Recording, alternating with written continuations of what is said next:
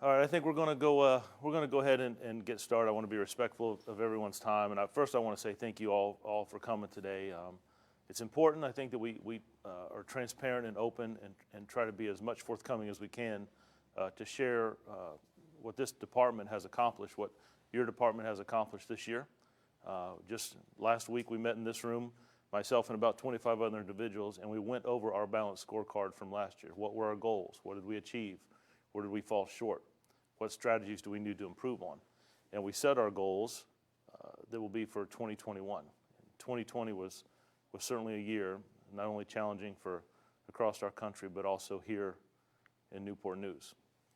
I'd be remiss if I didn't start off with tomorrow is the anniversary of Officer Thine, who we lost. She gave her life in the line of duty to this city, this department, a year ago tomorrow. So I think that started off a rough year for us. Then we moved into the pandemic, and then a lot of the social unrest we saw, the results of Minneapolis, Atlanta, and Wisconsin. We had multiple demonstrations, protests, and rallies here in the city. So I want to start by saying I am grateful and humbled to work with the men and women of this organization that still come to work 24 hours a day, 7 days a week, and miss time with their families here for the holidays to service of this community. I cannot be more honored to work with such talented people, sworn and civilian both. And I wanted to start by telling them thank you. What they do in this city makes a difference, and it contributes 100% to what we're going to show you here today. The other thank you I would like to say goes to our city manager, Ms. Rolfe, the mayor, city council, and my direct report to Mr. Archer. We have a lot of good conversations. There's a lot of hard questions, as it should be. And we talk about how do we serve the citizens of this city the best we can? How do we make this law enforcement agency the most professional that we can? And how do we improve every day? We sit and meet multiple times a day and talk about how do we make things better. And not just in-house. We work with a lot of people outside. We'll talk about some of those entities that we work with, some of our resources and relationships that we have as we go forward through this presentation. But I want to tell them thank you for the support and the relationship that I have with them for how they've worked with this department. And I appreciate not only the professionalism, but the personal relationship that I have with our city council, our mayor, and city manager. So with that said, what I'm going to do today, I'm going to start off with showing our crime numbers. I will show 2020 compared to 2019. You'll see increases and decreases. You'll see a number of change, and then you'll also see the percentage. You'll see some of our accomplishments. I'll show you our clearance rates. I'll talk about our calls for service, our citizen interactions, and we'll look at citizen complaints that we have had, and hopefully you'll see a trend. I think the numbers will speak for themselves. Once we finish, I think it'll be about 15 or 20 minutes. Once we finish, if you have some questions, I'll be glad to take them. And then we'll make the presentation available to you if you would like to have it. So again, thanks for being here and taking your time. But I do think it's important that we are open and transparent and share what goals we have with this department and what we're accomplishing. Also, a big thank you goes out to our citizens. They are the best resource we have. The 180,000 citizens in this city that work with this department, communicate with us and share information with us. Without them, we could not do or be as successful as we have been, and they are a tremendous asset in this great city. So I first want to start out on this slide to my left, right? You're going to see all the slides here. You're going to see the numbers for 2019. We capture the numbers that the FBI captures. When these numbers are reported and the FBI collects their data, the state police collects their data. For this year, the city of Newport News achieved a 14% reduction in crime. Our murders stayed the same at 25. We were about 2 under, and we had 2 murders the last week of December in 2020. We had numbers were close in rapes. We had a good reduction in robbery. Aggravated assault continues to be our violent crime that continues to move forward. And the one crime that we have not been able to address to decrease is our domestic aggravated assaults. Domestic aggravated assault where there's any type of choking or strangulation is an aggravated assault. Aggravated assaults are also our shootings, it's our stabbings, our bad beatings, or assaults that require medical attention, the intent to maim, kill, or disfigure, but it's also our domestic aggravated assaults. I believe wholeheartedly that we are treating our victims better, that our responses have been better, and our clearance rates are through the roof because most of the time we know the individual or individuals who've committed that. male or female. But we'll talk a little bit about why we think those things are continuing to happen. We understand the pandemic, the stress in life, people being cooped up, not being able to get out, not to be able to go some different places, unsure where money's going to come from, jobs, all those things I think play a factor. And we're going to talk a little bit about that, how that affects people, and some things that we're trying to do as we move forward. So if you take all those numbers, you crunch them together, our violent crime and our property crime, the city did achieve a 14% reduction in crime. Now, what's significant about that is last year we had a 9% reduction in crime, and the year before that we had a 5%. So when I look at our strategies and our initiatives, right, I see crime continuing to go down. We're not there yet by any stretch of the means. We have a long way to go. But I want to make sure that those strategies and initiatives are working. But this is directly attributed to the men and women of this organization, sworn and civilian both, our detectives, our officers who work around the clock, but also our citizens in our neighborhoods. And I cannot be more proud of them. I want to take a look at kind of the last 4 or 5 years of our average about crime. Each one of these represents an incident. From 2016, there were 6,494 crimes in our city. And you can see the trend where we're at today for 2018, 2019, and 2020. And I want to stop here for a minute because I constantly talk to our command staff and our officers. You're going to look at some numbers today, and you're going to see increases, you're going to see decreases, you're going to see clearance rates. But each one of those numbers represents an individual, a community, a neighborhood. And I don't take that lightly. I don't lose light of that. But the reason I look at these numbers is because if I can't measure it, it makes it very, very difficult to manage. So when we look at our initiatives and our strategies and our outreach, if I see crime decreasing, then those are things I want to build on. But if I have those same initiatives and strategies and I see crime increasing, then I've got to be able to look at that. Where do we make a change? How do we reevaluate? Where do we stop what we're doing and try something different? Whether we look to other agencies, whether we look around the country here locally in the Hampton Roads, the relationship that I have with the other chiefs and departments, we constantly talk about strategies that are working or strategies that we need to change and improve on. I joke with our guys in the room that we can't police the same way we did in 1985. We have to change.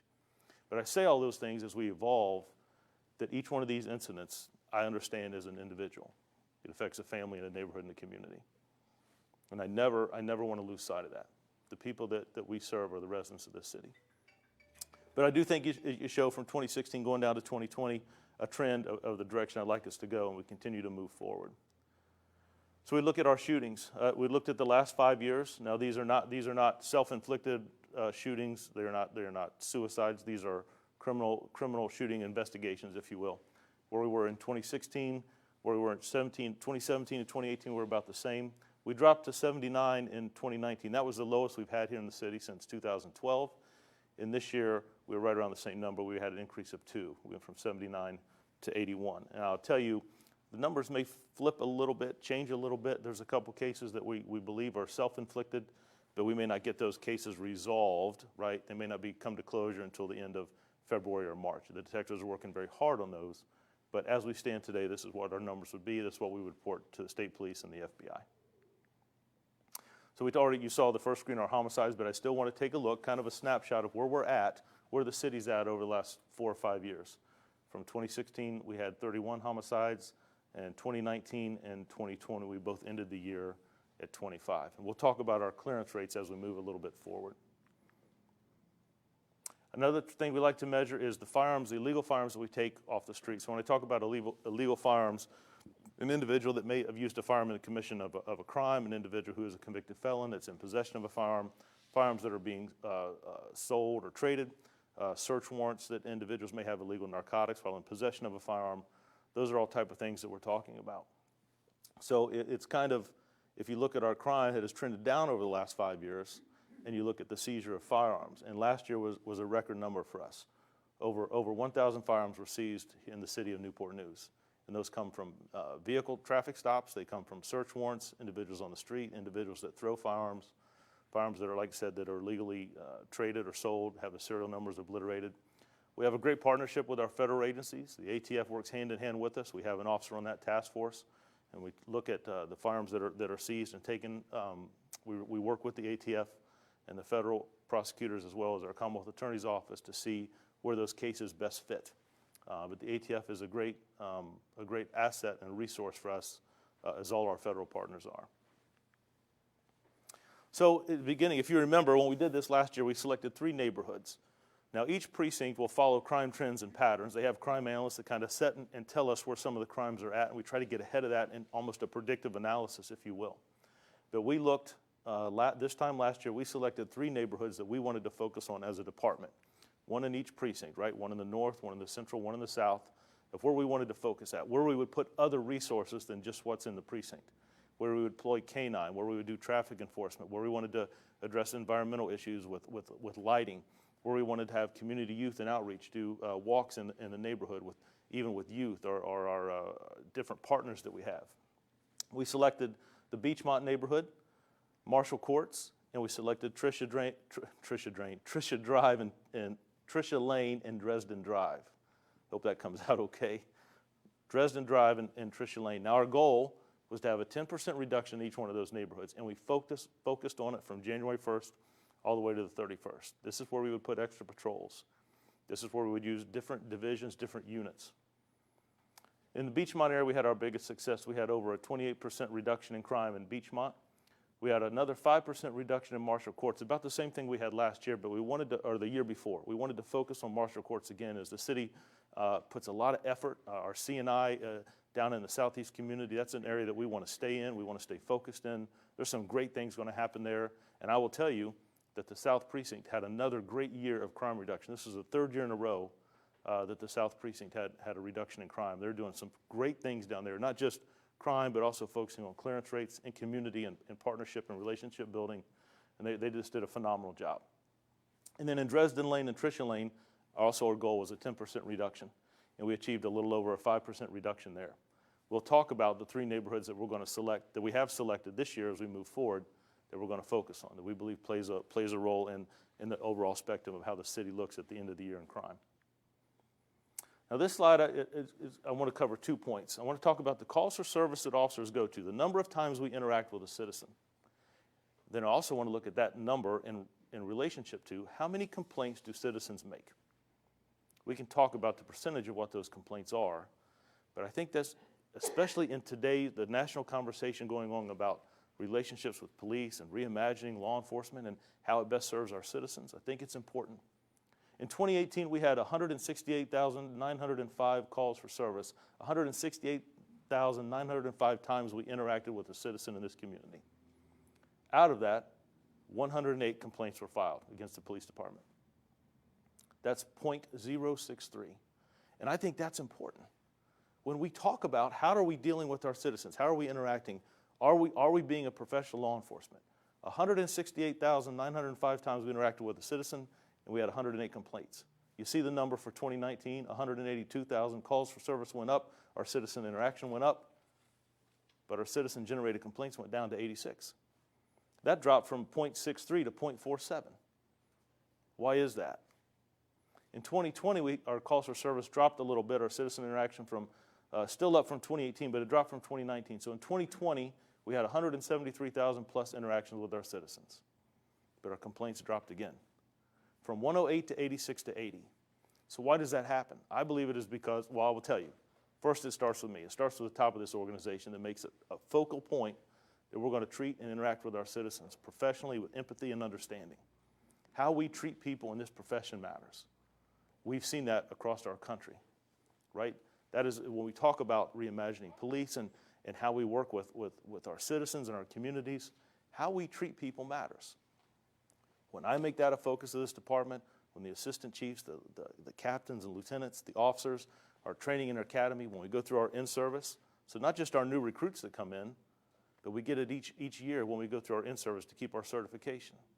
We talk about it when we bring new recruits onto this department, when we hire people, when they sit across from me, and before at the end of the day we ask, why do you want to join law enforcement? And then we ask the second question, right? Why do you want to do it in this city? And what I'm looking for are people that want to think outside the box, solve problems, be involved, be a resource to our citizens, right? Make things better. That's what I'm trying to get accomplished. That's the people that I want to come here. That's the people that are going to have great careers here.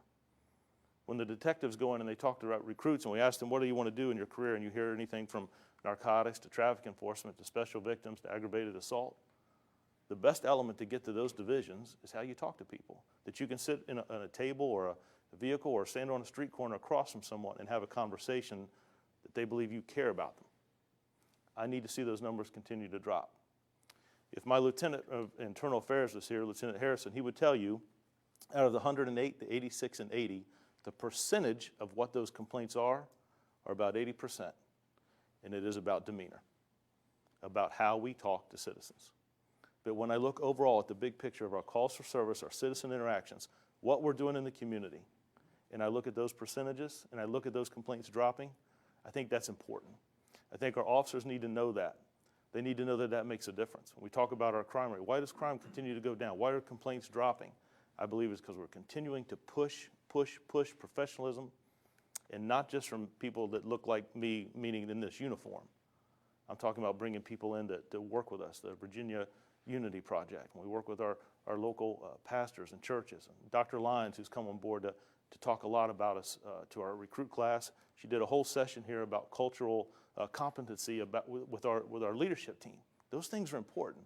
Understanding people, empathy. Everybody has a value.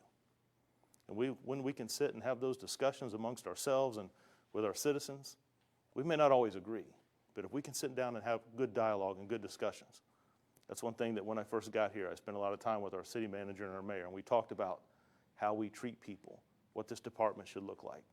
There's a lot of talent here, but the more we embrace each other, the more we share those things together, I believe that is a direct result. That's why we have citizens on our interview panels when we do promotions. That's why we have citizens on our use of force review board. I want to be open and transparent. I want to open the doors of this community with this department to have a relationship, and I think it's paying off.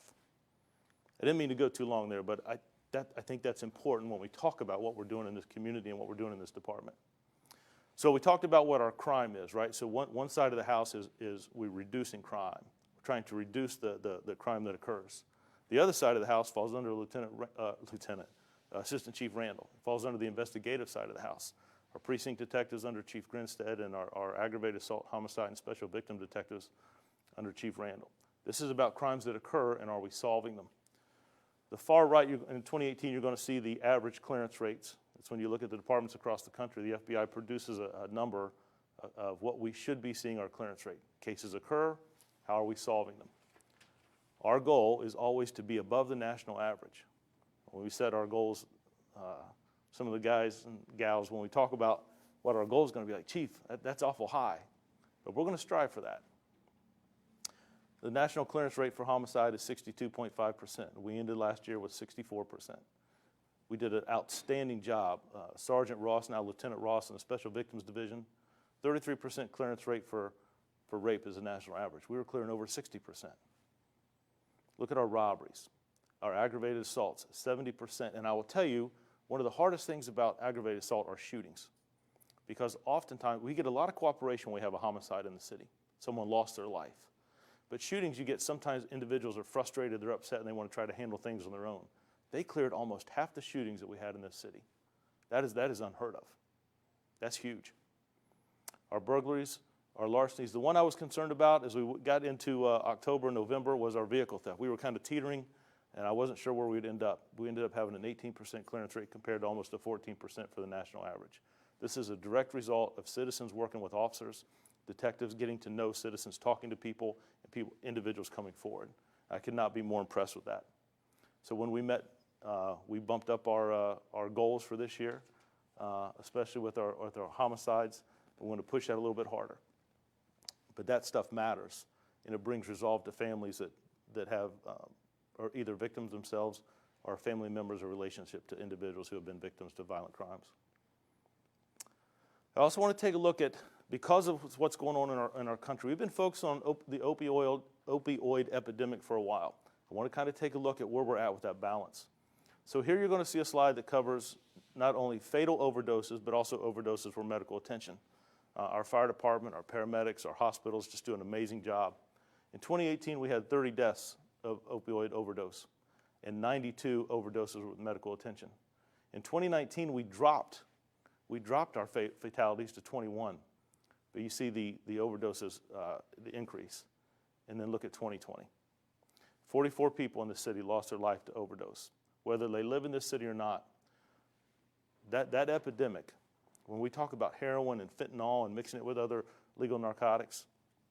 That is not just a Newport News issue. It's not just a Peninsula issue. It's not just a Hampton Roads issue. That is across our state and across our country. So we sit down and we try to work with psychologists and medical professional. And why does that happen? And I think it again goes back to the issues with frustration, people out of work, individuals that are not sure what they're going to do, where their next check's coming from, this pandemic that we're going through, a lot of stress, people that have lost loved ones, that stress in their life that they may turn to this. 229 overdoses in this city. And I credit the hospitals that we have here. I credit our fire department, our paramedics with Narcan that save lives. They save lives. Some of our officers have Narcan. They save lives. But when I look at those numbers, 44 people lost their life to overdose. And then I look at the same thing with suicides. In 2017, we had 20 people that took their life. 2018 and 2019 were the same with 24, but in 2020 we had 31 individuals. That's a 30% increase in suicides in our city. Why does that happen? What's driving that? I want to do a better job of understanding that and trying to work with people on the front end. I will tell you, we have issues with domestic violence. That's why we hired 2 civilians to come in here and help us address domestic violence, that we treat our victims better.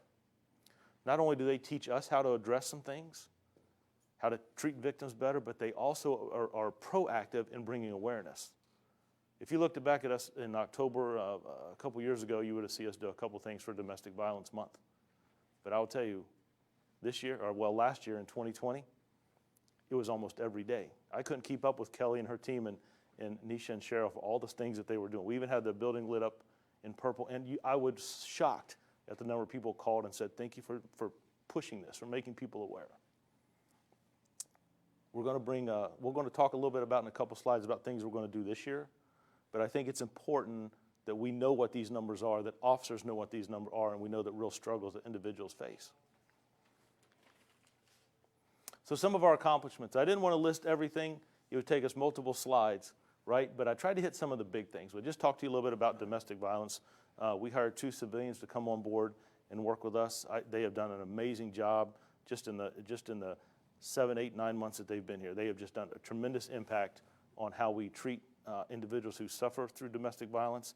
And what we have now is officers who will go to a call, and there may be a family argument where no assault has taken place, but if we've gone to the same house multiple times, that they will reach out and these 2 ladies will make a phone call to make sure that people are okay. I want individuals to know, if they're in that situation, that this department cares about them, that we're trying to do things on the front end to decrease something bad from happening. We fully staffed our 911 center. If you would have heard me in this room last year, the number 1 goal I had is our dispatchers, who I believe should be considered first responders. The work they do is phenomenal, but they were very understaffed, and it is a high stressful job. They hear information come in, they don't get to see the resolve.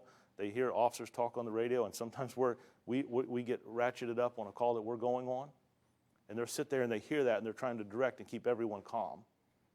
We were about 24 dispatchers down this time last year. It was our number 1 priority to fill that 911 center, and we did it. About 2 weeks before the end of the year, we have a class in right now of about 12 or 13 dispatchers. We are fully staffed in that 911 center, and that's important. We're able to relax some of the schedules, not so much mandatory overtime now. We can go back to a different schedule. But we are working those individuals hard, and they are dedicated people. When you dial 911 and you hear them on the other line, they should be the ones teaching us how to talk to people. They do an amazing job, but we wanted to make a commitment to staff that center the way it should be, and we did that. That direct credit goes to Fran Mangrum and her team, Captain Bradley, Lieutenant Funiak, Assistant Chief Hudgens, who's now down in Pineville. They really worked hard, and I cannot be more impressed with them. We're going to continue increase our training on autism. We had several trainings last year on autism and some festivals that we didn't get to attend. I've had some people reach out to me. They want to do some things with us. We're certainly going to partner with them, but we incorporated that, increased that in our academy, and we had about 80 individuals that went through an autism school. There's a school going on, I just got some information on up the road in Richmond that we're going to send a couple officers to. But autism is important. How individuals act with lights and uniforms, sound. I want to make sure that I'm giving officers the best education I can, the best training to understand that. We have some experts in our department, but it's important that we're not just teaching about autism from individuals in uniforms. I want parents to come in who have children who have challenges with autism and can talk about things that they see. Our 21st Century Policing series from Community Awareness. This is something that as we went through the summer and we saw a lot of the protests and demonstrations, a lot of questions came out about chokeholds, about training, about recruiting, about discipline, about internal affairs. And we would answer a lot of the same questions multiple times. If you remember, myself and the mayor went down and we talked in City Hall, and we talked a lot answering some of those questions. But what I wanted to do is we did a series of interviews, or a series of videos, if you will, and we put the experts in the seat, and they talked about 7 to 10 minutes about how to make a complaint, how we recruit, how we train in our academy. What does our Special Victims Division do? What does Internal Affairs do? And then a week later, they would do a live chat where citizens could ask, email in or through Facebook, right, ask questions. So now if we get individuals who call or ask about those topics that we've talked about, duty to intervene, that we can send them a link and show them exactly what we do. That has been a tremendous benefit for us, trying to be open and transparent. So we would spend 1 week with a 7 to 10 minute description, and then a week later, 30 minutes to an hour about talking and answering questions. Kalia, the Triarch Award, that's very valuable to me. As we move forward, a lot of things are going to focus on our policies and procedures. What do you have in place? We saw that when we talked about, for me, one of the things that we changed was the duty to intervene before we had the duty to inform. We listened to that national conversation. We made that change in our policy. But CALEA is an accreditation organization that we pay to come in and evaluate police departments. They evaluate on three stages. Our 911 Communications Center, they evaluate our policies and procedures, our overall organization, and then on our training. Now, some departments will bring in one at a time. They may do one multiple years. We brought all three in at one time, and it took about 2 or 3 months to get it completed. And at the end of that, they have a community forum where they allow citizens to come in and talk about the department. We had pastors in this room, pastors, citizens, business people, professionals, youth that came in and talked about this department. I will tell you, the Triarch Award means that we passed all three. Communications, policy, our overall department, our training. That's huge. Are we accredited? There are only 3 in the state of Virginia and only 22 across the country. That matters. That is another way of holding ourselves accountable. That is not an easy feat. And there's some people in the back of the room that when it comes CALEA time and certification time, they know they got to buckle down. They want to see everything. But that is a good process to have. It's important to me that this department stays accredited and keeps us up in this top shelf. We're always looking at how to do better. And to bring those professionals in, lawyers, former police chiefs, investigators, teachers that come in and look at our organization from top to bottom, that's important. That matters. Implicit bias training, that was something that I promise you will be a mandate before the end of the year. As I listen to things coming out from the governor's office, DCJS, implicit bias training is important. One of the challenges we have in the department, I think most departments have, is when classes come up, we can only send so many. So what I wanted to do is bring the professionals here to train the trainer. I now have 10 individuals on this department who can train our department on implicit bias training, meaning that in explaining that we all have biases, right? How we see things or how we view things. But the implicit bias training talks about and shows us how to recognize those biases, know what they are, and make sure that we don't use them to influence us how we interact with citizens. I use the example all the time. If I see someone, I'm a baseball fan, so if I see someone with a New York Yankees jersey or baseball hat, I got to take a step back. I'm a Cincinnati Reds fan. But that may be someone who just bought that hat, someone give it to them as a gift. I talk about those things so we understand and we have good conversation. We opened up the class for 30 seats. I had 10 Newport News police officers in this room that now can train our department in implicit bias training. Our goal, and we will meet it, is that every officer in this city, including the chief of police, will go through implicit bias training by December 31st, 2021. Every officer. But in this room, there were 20 other individuals. We had people from Utah, Nebraska, North and South Carolina that came up to get that same training. Women in law, The average police department, the average, has about 14% females in law enforcement. Our department has 18%, fastly approaching 19. Our academy class that will start in February is almost 50% women. I want to bring more women into this profession. I want to bring more women into this organization, and I need more women in leadership in this department. And I know there's some challenges. I spent a lot of time last year asking individuals, why don't you apply for sergeant or lieutenant? Why do you not go for captain? Why do you not do that? And I learned some different things. Well, we don't think we have a shot. It's a male-dominated field. Single mothers, I get those things. We can work around that. There's a lot of studies out there that show use of force incidents decrease when a woman, a female officer, is on the scene. Males are quicker to use force than others. We look at things differently, and I value them. I value their expertise. They are a tremendous resource. So we did a series. We profiled four women in this department. Lieutenant Fudiak, who's the commander of our SWAT team. Melissa Morgan, who does our community youth and outreach. Jarissa Stewart, who's in patrol and just she's a shining star. She's going to be a tremendous officer and leader in this department. And Sergeant Ross, who's now Lieutenant Ross, who for years has done our special victims, is now as a lieutenant in North Precinct. We're releasing those each week on Facebook. I hope you get a chance to take a look at them because it really highlights the work that they do and what they bring to this organization. They are phenomenal people. But that is one of the things that I wanted to focus on, and Kelly's team did a great job. DCJS conversations, there's about 5 or 6 departments that DCJS is talking to right now. We have 2 sessions a week. It's made up of individuals from the Department of Criminal Justice Services. It's made up of individuals in our community. We have school teachers, I have pastors, I have citizens and youth. And we talk twice a week about how we get better, how we get better. We were one of the departments selected to do that. That's huge. And the last thing I want to talk about is our CARE program. Now there's a process on the next slide is going to talk about the Marcus alert that we're trying to put together and how departments across the state of Virginia respond to issues of mental illness. That officers become second responders as opposed to first responders. Right? We're still going to have to go because sometimes things get violent. But for the most part, we would like to see us be the second responders and have professionals, clinicians, and paramedics be the first responders.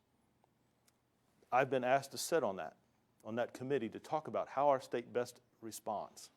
But as we work through those things, our department is already ahead of the game. Last year we met with the city council and our city manager, and we talked about what we can do. Right now we have in place, we're about 80% there. We have an officer that is taken off the street and permanently assigned to the hospital that can monitor individuals that come in for medical treatment about some mental challenges. The fire department and our behavioral health clinician will be in a vehicle that they will respond to calls of mental illness, homelessness, people who are talking about suicide, right? You saw the slide earlier. People that have overdosed, that they'll respond first to try to address some things differently. That's thinking outside the box. That's important. That is a commitment from our city, not just the police department, our city, to make things better. You saw those numbers of suicides and the numbers of overdoses. There was a reason I showed them to you. Officers get called to those calls all the time. And I think we've got to partner as we move in reimagining law enforcement. You people talk about defunding the police. These are things we talk about putting funding to. Our city's ahead of the game. Partnering with the fire department, our hospitals, our behavioral health individuals that are going to help us get there. This is going to be a huge game changer. So I talked to you about the Marcus Alert Task Force, being able to be a part of that. I think my first meeting is coming up in the first week of February. We have training on communication and de-escalation. Now, right now, we don't get any in-service credit for this type of training, right? We already have de-escalation in our training. I want to hit on that on 2 sides. But I believe it's just as important to de-escalate on the back end as it is on the front end. An individual is arrested, we try to calm people down before we make an arrest, instead of making an arrest, right? We try to control the situation, de-escalate. But if those situations occur where we have to make an arrest, I believe it's okay that after that arrest takes place that my name is so-and-so, I'm here for this reason, you had a warrant on file, it didn't have to happen, it's nothing personal, we're going to go to the magistrate, you're going to get a court date, you may or may not get bond, we'll work through that. But to make it a human, add humanity into that. Instead of you have a warrant on file, you're under arrest, and we transport A to B and we're done. We let people know that they still have value. that a warrant has been obtained. About 65% of the arrests we make are because warrants are already on file. Someone has already obtained a warrant, whatever it may be for, it's already on file. And then we're going to bring in some experts to work with us about communication. We're going to show our video camera, our body-worn camera of situations where officers have talked very, very well to citizens and made great comments and had good dialogue in stressful situations. Sergeant Kemp is an example of that. But we're also going to show our body-worn camera footage where we have not done so well, that things get put on social media because of things we say. Lieutenant Harrison has done an extensive amount. Hey, like I said, 80% of the complaints we get are about demeanor. And we're going to look at that in-house of our own department, not what happens in Oakland, California, or New York, or Miami, or San Diego. We're going to look at what happens here. And we're bringing in Dr. Lyons is going to come in and work with us, Kelly and her team, of how what we say can be on social media and explode, how it's important. Again, when we talk about those complaints from 106 to 86 to 80, when we put emphasis on that and show we're pushing on that, I expect to see even more decreases next year. We're going to continue to focus on mental health. Again, thinking outside the box. We're going to have second responders that are going to be trained by Human Services and are going to work for the police department. I'm going to put them in Central Precinct and they're going to work evening hours, an added asset to our department. So instead of having to call Human Services and talk to them about we have a individual who's homeless, we have a 3-year-old here that his mother has been arrested or she's been injured and we don't have any family here, I will have resources already in the evening up till 2, 3 in the morning. That's something different. That's being ahead of the game. It's trying to think outside the box and bring those different resources in together to address the needs of our community. Our focus on technology. We're going to spend a lot of time on technology this year. There are so many applications. I want to work smarter. There are so many different applications with apps that we can put on cell phones, that we can put diagrams on to cell phones so officers know an area or a building that they may enter in. That if an individual has gone to a public building or done something like we saw at the Capitol, and this individual maybe have charges we're looking for right away, that I can send that to an officer's phone. Where it's great if they're in the office and they're looking at their computer or in their car, but so many times they're out of their car and can get that information quickly. That's important. We're going to spend a lot of time and a lot of investment on technology. How do we do better with the resources that we have? And then our young adult police commissioners and our youth. We're going to continue to focus. We're still meeting with our young adult police commissioners. That's a freshman, junior, and senior, freshman, sophomore, junior, and senior from every high school. Lieutenant Morgan and Captain Tegens do a phenomenal job with that group. I have them do events with me. We went to the food bank earlier this year.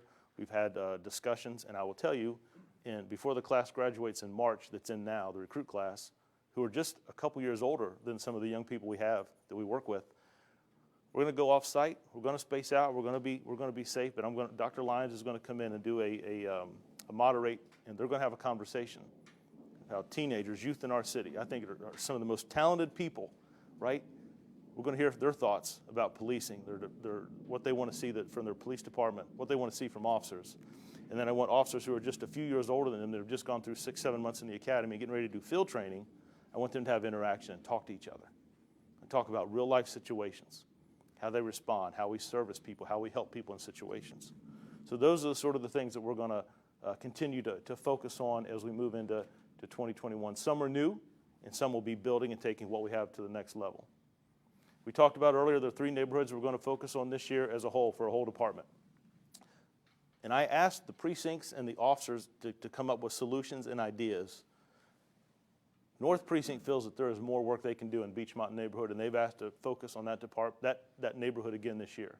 And remember, that had a 28% reduction in crime last year, but they feel like there's more they can do. The same in the South Precinct with Marshall Courts. With C&I and the revitalization that's going to take place there, it's just going to be amazing. I want us to keep a good footprint there.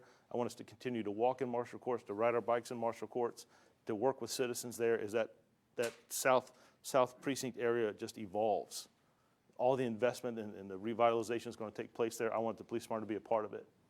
And then in the Central Precinct, not too far, just right across the street from us, Central Precinct is going to focus on Randolph and the Bellwood area. We had a couple shootings there and a homicide that related around drug activity, and that's an area that we need to focus on. We seem to get more and more calls there, and I don't want that to increase and expand. I want to put a good hold on that and make sure that we're addressing that. Matter of fact, the officers in the precinct went walking in that neighborhood just the other day. They came across an individual who was renting an apartment that had all kinds of problems. The lighting was out, sewage was coming up, pipes had busted. We got a hold of city officials. They came in and we got her relocated. The city helped us tremendously about getting things done. That's when we talk about addressing problems, thinking outside the box, being proactive. That's the kind of stuff I'm talking about, solving problems and helping citizens in our community. Those initiatives, all of those collectively, integrated together, is what has allowed us to have a 14% reduction in crime this year. I want to continue to build on that. We don't have all the answers. We make mistakes. I make plenty of them. It's okay to say we're sorry. But we were better today than we were yesterday. And we'll be better tomorrow than we are today. And the men and women, sworn and civilian, and the citizens of this city, the leadership of this city, our city manager, our mayor, our city council, everyone has played a role. And I am very, very grateful. I think that's our last slide. Be glad to take a few questions if I didn't cover anything. I hope I didn't hold you too long. But again, I think it's important that we give credit to those who've achieved those statistics, that have played a role in that. And I also think it's important to be transparent with our community about where we're at, that we have a 14% reduction in crime, on top of a 9% last year and a 5% the year before. That our calls for service, we see them go up, we see our complaints go down, but we still have more to do. We haven't hit that peak yet. I don't know that we ever will, but we have to continue to strive for it. So I do want to thank you all for taking your time to be here today. Thank you for bearing with me as we go through that. I just think it's important that our citizens see what we've accomplished together. Does anybody have any questions? I'll be glad to address anything if I can.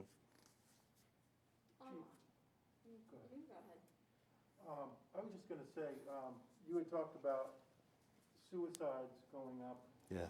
And the opioid overdoses going up. Yes, sir. And the one area with the violent crime that went up was the aggravated assault. Yes, sir. I'm wondering, you talked about how the opioids and the suicides could have been attributed to the, I think you referenced like all the stressors. Joblessness, the pandemic. Yes. And would you also say that aggravated assault could stem from that as well? And I'm also wondering, sure, how much of those aggravated assaults are domestics? Because we heard a lot about people home together all the time, and is that causing increased domestics? Peter, that's a great question. You nailed it. I will tell you, for about 5 months, starting in, if Chief Randall was here, he would give you the exact numbers. But I would say starting probably in April, May, when we started to see things shut down, for about 5 or 6 months, our top call for service was domestics. And I will tell you, we were going about 20 a day. So if you take 20 times 30, it was over 600 calls a month on domestic situations. I believe it is a direct result of people being cooped up, of frustration, people having individuals with the pandemic that maybe have lost loved ones or people were sick, unsure about jobs being shut down, unsure about where they're going to work, where the next paycheck's coming in, unsure about kids being out of school. How do I balance that, making choices? Do I work full-time? Do I scale back my work? How do I take care of my kids? Am I going to go to work and leave the kids at home? I think that is absolutely, we saw that when that spike hit, we saw that when those overdoses happened. It really ticked right before the start of the summer and just kind of has carried through. I think the overdoses, the number of suicides, I think are a direct result or tie into that. All of those things, life's hard enough, right? All those pressures. And when we talk about our response to those things, officers get called to those situations. The aggravated assaults. So aggravated assaults is a shooting, a stabbing, or a bad beating. And domestic violence with strangulation. Now, there's a few others if someone throws a substance or if you throw a rock and hit someone, an object, brandishing a firearm. But I will tell you, we only had an increase of 2 shootings. The thing that's driving our aggravated assaults, again, are domestic violence situations. If I took out the domestic violence aggravated assaults, you would see the last 3 years they've gone up, and this year significantly. That was one of the reasons last year we tried to bring on some civilians to help us. I do believe that we're treating victims better. I think we're getting out in front of some things, but domestic violence is the one crime that I have not been able to drop in the last 3 years. And it's hard, right? Officers are driving down the street, they're looking in the neighborhood, whether it's a surveillance, but it happens behind walls, right? Behind closed doors. And I really have got to push and ask citizens, if someone shares with you or you hear something, people who live next door or above or below, or someone shares something with you at work, that you report that you let us respond to it. But domestic violence is what is pushing our aggravated assaults. It's not our shootings. We only had an increase of 2. It is domestic violence and strangulations. And I think you're exactly right, how all that ties in to stress and pressure and frustration of the times that we're going through. Okay. Absolutely. Yes, ma'am. One of the other things I wanted to ask was, is there any feedback you're getting from citizens who are telling you directly that the pandemic is taking a toll? The other thing was, how much money have you raised for Katie Thines' daughter? So I will tell you, I could not give you an exact number about Katie's daughter, Reagan. What we did is we set up a fund through our police foundation because I will tell you, money continues to come in. It's set up in a fine for her when she turns a certain age. And I would be remiss to say the wrong number. People have been very, very generous. Like I said, tomorrow is actually the anniversary of her death. It still has an impact on this department and always will. We talk about that to our new recruits. We talk about that to our officers. So I would not want to tell you wrong, but I can tell you it continues to grow, and there is a fund set up, a trust fund for her daughter. Have citizens actually called? Probably the officers on the street would have a better answer for that are actually responding to those 180,000 calls. I can tell you I get emails on the back end about thank yous. If my assistant was here, Donna, she would tell you that citizens call in and I want to thank Officer so-and-so for taking time with my son. He's very, very frustrated. He's out of school. He can't see his friends, and he's just acting out. And your officer came and played a wrestling or a Madden football game with him. Now, we didn't do too well, right? But for her to email that and say that he took that time, that my son's frustrated, I hear it on the back end. The officers, the officers who work around the clock, I think, are the ones that best answer that question. I think when they sit down and talk to people and you get to the root of things, I think that is a big issue, a lot of frustration that people have. Even now, when do schools start back? I know Dr. Parker is struggling and doing struggling with that very issue. When do we put schools back? I've got SROs that are we putting them back into schools? Is that going to happen? How do we look for staffing with that? Those are real issues. I think we just have to take a breath. We talk to our officers all the time. We do a weekly video to send out messages to them that I just encourage them to take a breath, take your time, take a step back, and remember that issues that citizens are facing, it's some of the same issues that police officers are facing. I have single parents that their kids are out of school and they're having to make some hard decisions. Whether they take a leave of absence, can we work another shift? We face the same things. I've had officers that have lost family members to COVID, that have families members that are sick. I remember getting, and I'm here and my mom and dad are back in Ohio. And my mother had gotten sick. And I had citizens that they would write in and ask it or call in and ask about her. Now she's doing well, but it affects all of us. So I think that's one thing that integrates, it brings us together, that we all are facing some of the challenges in this country. So when we go to those calls, I want officers to keep that in the back of their mind, that some of the things we're seeing and the frustration that people have, it's not against this uniform or this badge. It's not personal. It's against some of the things, just the frustrations that are coming on, and we've got to work through it together. Out of everything you went over, what do you think is the biggest achievement for the department over the last year, and what do you think is the biggest obstacle? So the reason there's so many slides is because I think it's collective. I don't think you could pull one piece out. I think there's a couple things that, one, when I see that crime reduction, that means that the officers are working hard and citizens are working with them. When I see the complaints go down, when our calls for service are going up, and I see complaints continue to go down, I think that's an achievement. I think that our conversations, when we had our demonstrations, our protests, our rallies, that we didn't have vandalism. We didn't have to make any arrests. We detained some individuals, stopped walking in the middle of the street or into oncoming traffic, but we didn't have any of those situations. That we walked with individuals walking in our streets. We've had conversations. We're talking with DCJS about how to get better. We're ahead of the game on trying to address issues with homelessness and mental illness and overdoses, working with paramedics and clinicians, right? That we put officers in the hospital to observe some of the individuals that come in. I'm saving about 36 hours in overtime a week because of how we've structured. Our clearance rates that are all above the national average, that's because the goals of people working together.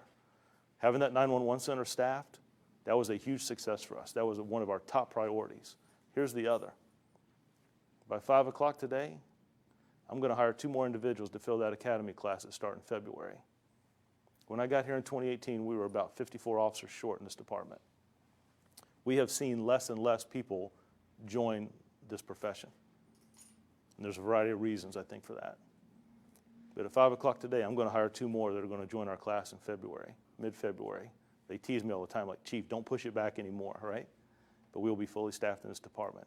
465 officers. This department will be fully staffed, and I still have people that want to come here and work. That's important. And when I ask individuals, I remember 25 years ago, sitting in front of the chief at Richmond at the time, and I remember the guys in my class, we talked about, oh, this is the place to be. You can be an officer here. There's excitement here.